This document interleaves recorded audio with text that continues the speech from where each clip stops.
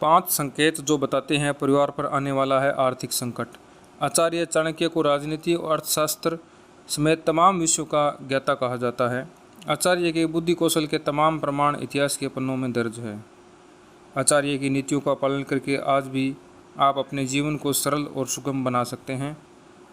आचार्य चाणक्य के राजनीति और अर्थशास्त्र का जनक कहा जाता है। इसके अलावा भी आचार्य तमाम विषयों के ज्ञाता थे। आचार्य के बुद्धि कौशल और उनकी सूझबूझ के तमाम प्रमाण आपको इतिहास के पन्नों में मिल जाएंगे। यह आचार्य की कुशल रणनीति और सूझबूझ का ही नतीजा था कि उन्हें नंद वंश का पूरी तरह अंत करके एक साधारण बालक को राजगद्दी पर बैठा दिया था। चंद्रगुप्त मौर्य आचार्य चाणक्य के मार्गदर्शन में ही एक कुशल शासक बने। आचार्य ने अपने पूरे जीवन में लोगों के भले के लिए ही काम किया और लोगों को धर्म का मार्ग दिखलाया। आचार्य की नीतियों का पालन करके आज भी आप अपने जीवन को सरल और सुगम बना सकते हैं।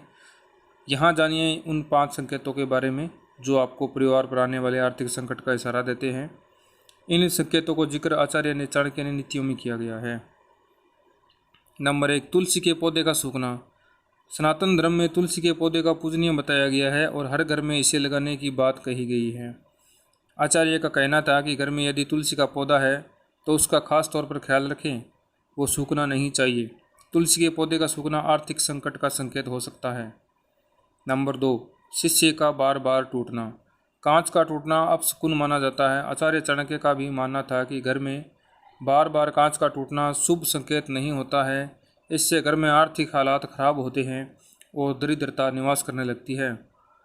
नंबर 3, बड़े बुजुर्गों का अपमान। आचार्य चाणक्य के अनुसार जिस घर में बड़े बुजुर्गों का सम्मान नहीं किया जाता है उस घर में कभी सुख समृद्धि नहीं हो सकती। बड़े बुजुर्ग हमारे सामान्य होने के साथ ज़रूरतमंद भी होते हैं। ऐसे में उनका तिरस्कार करने से उनकी बद्दुआ लगती है और आपके जीवन में समस्याएं आती रहती है। इसलिए अगर घर में संपन्नता चाहते हो तो बुजुर्गों का सम्मान करें। नंबर 4, झगड़ा होना। अगर आपके परिवार में आए दिन झगड़े होते रहते हैं तो ये शुभ संकेत नहीं है। जहाँ क्लेश होता है वहाँ कभी लक्ष्मी वास नहीं करती। ऐसे घर के लोगों को मेहनत के बावजूद सफलता का स्वाद चखना पड़ता है और तमाम आर्थिक संकट बर्दाश्त करने पड़ते हैं।